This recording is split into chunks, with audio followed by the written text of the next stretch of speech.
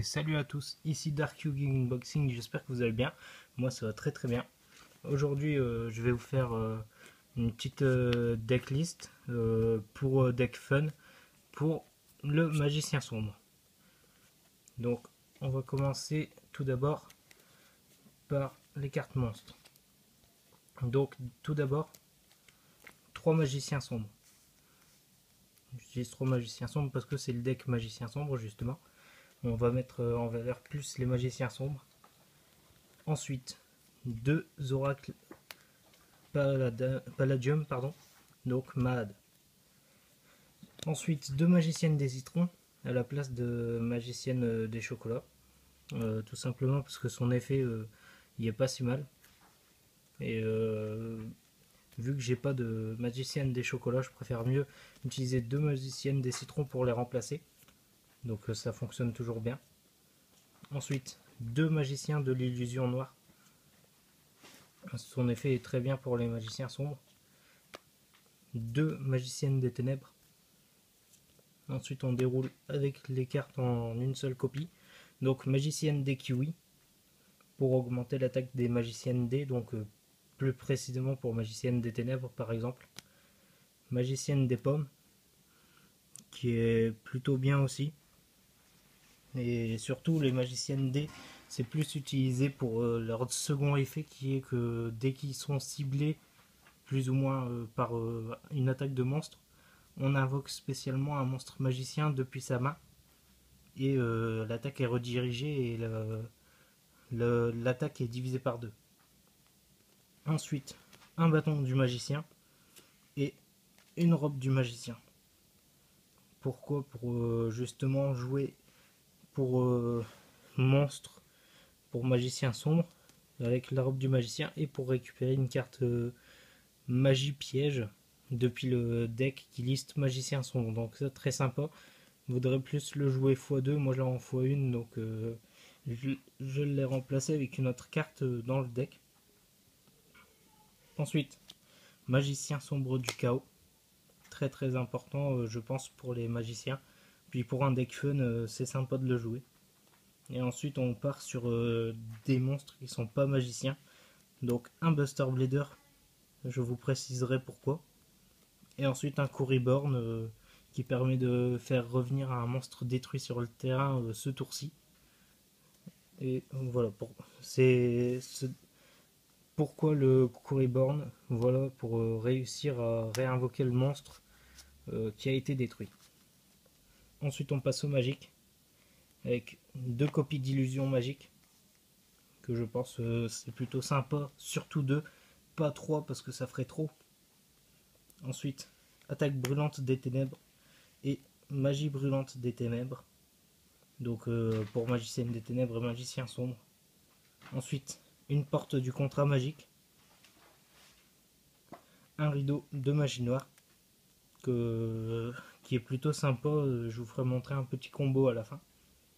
Ensuite, une attaque de magie noire et un 1000 couteaux,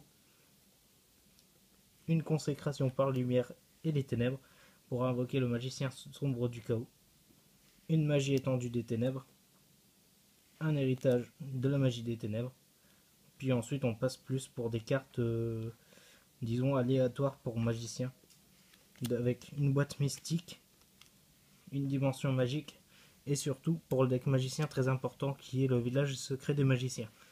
Cette carte pour jouer plus style méta, vous pouvez la jouer x3, c'est bien mieux. Et ensuite pour finir en magie, une polymérisation et une diffusion, justement avec le Buster Blader et le magicien sombre par exemple.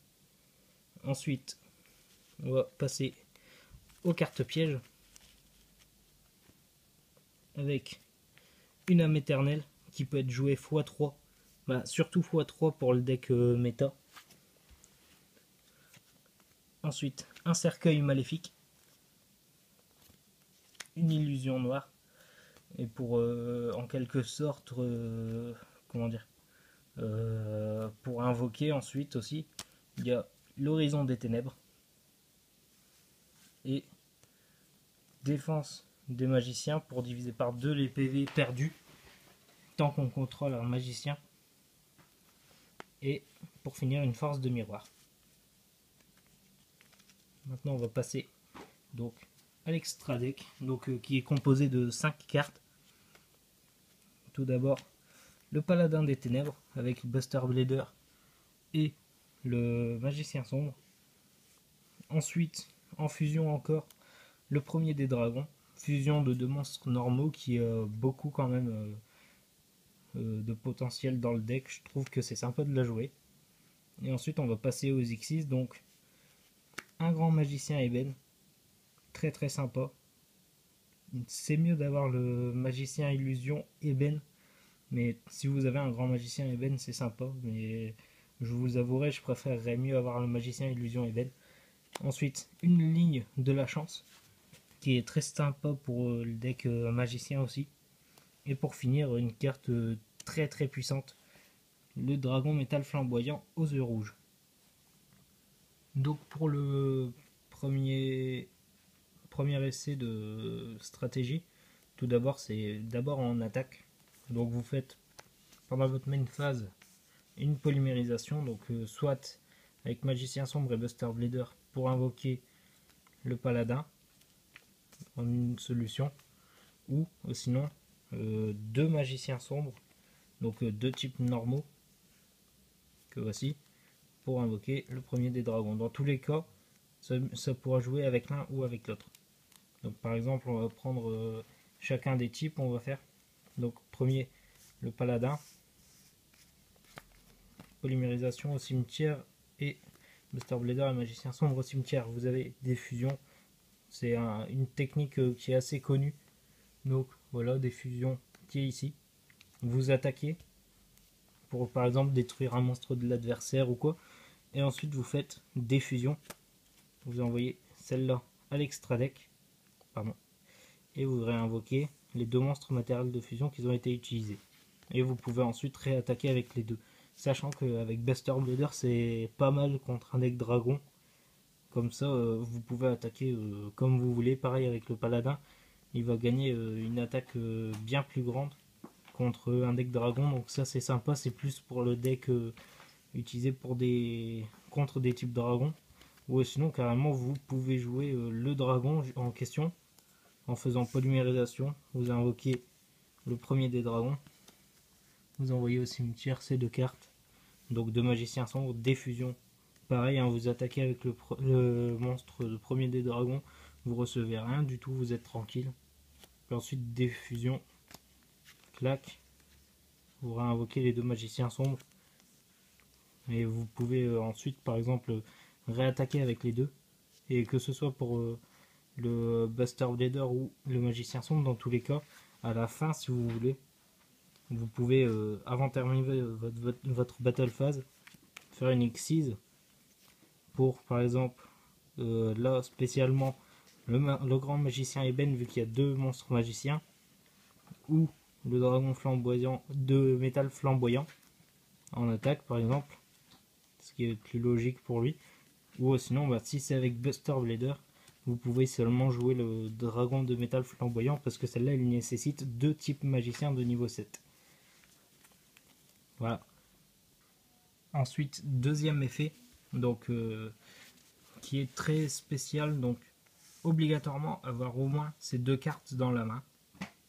Et ensuite au choix, si vous avez l'un ou l'autre, après vous pouvez avoir les 2, mais je vais vous préciser pourquoi l'un ou l'autre. Donc obligatoirement et soit l'un ou l'autre ou les 2. Donc tout d'abord, très rapidement, vous allez jouer Rideau de Magie Noire. Ça va faire un peu du risqué, mais si c'est vraiment la fin du game et que vous allez bientôt gagner, c'est le mieux que vous puissiez faire. Donc moitié des PV, vous invoquez Magicien Sombre. La Rideau de Magie Noire part au cimetière. Ensuite, vous faites Consécration. Ou non, même pas obligé, vous pouvez faire aussi soit attaque de magie noire ou justement 1000 couteaux, ou les 2 en même temps. Donc voilà, vous détruisez soit les cartes contrôlées par votre adversaire en magie piège ou un monstre, donc l'un ou l'autre, c'est sympa. Et ensuite vous faites la consécration par la lumière et les ténèbres. Hop, magicien sombre au cimetière. Le magicien sombre du chaos entre en scène. Effet du magicien sombre du chaos. Vous pouvez choisir de reprendre une carte. Et si c'est vraiment la fin du game, en fait, vous reprenez le rideau de magie noire. Effet de rideau de magie noire, vous réinvoquez un magicien sombre. Et encore mieux, si vous avez depuis un tour activé ou que vous voulez seulement l'activer, qu'elle était posée depuis le début. Par exemple, vous faites âme éternelle, vous réactivez pour réinvoquer le magicien sombre. Vous faites par exemple une Xyz si c'est vraiment nécessaire pour le dragon de métal flamboyant. Ou sinon carrément vous gardez les deux pour faire plus d'attaques. C'est à vous de voir. Et ensuite aussi, ce qui est sympa aussi, c'est par exemple faire le double combo. Donc par exemple, je vais vous faire montrer avec polymérisation et diffusion par exemple. Diffusion, vous la posez, vous activez polymérisation, vous renvoyez les deux magiciens sombres dans votre cimetière et vous invoquez donc là spécialement, il n'y aura qu'un seul choix, mais c'est très très bien.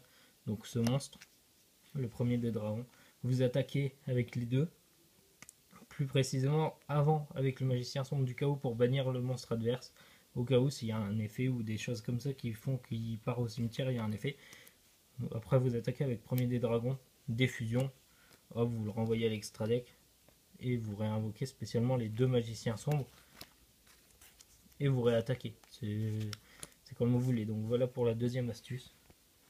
Et pour la troisième astuce, il y aura que, comment dire, il y aura donc qu'une seule carte, donc avec Mahad, elle est très utilisée je trouve, et son effet est très sympa parce que dès que vous la piochez, par effet ou quoi, vous piochez, vous faites Mahad Oracle Palladium, vous l'activez, vous l'invoquez spécialement, vous attaquez si c'est un monstre ténèbres en face de vous.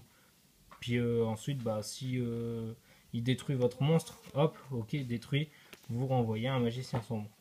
Donc voilà pour la troisième astuce, j'espère que cette vidéo vous aura plu. Si c'est le cas, n'hésitez pas à mettre un like ou quoi, à partager, commenter. Ça m'intéresse vraiment de savoir ce que vous en pensez du deck. Et pour ceux qui suivent ma chaîne, j'espère que ça vous aura plu aussi, que les vidéos vous plaisent. Et ceux qui ne sont pas abonnés à ma chaîne, abonnez-vous si vous voulez me suivre. Et voilà, merci beaucoup d'avoir regardé cette vidéo. Et je vous dis à la prochaine. Ciao!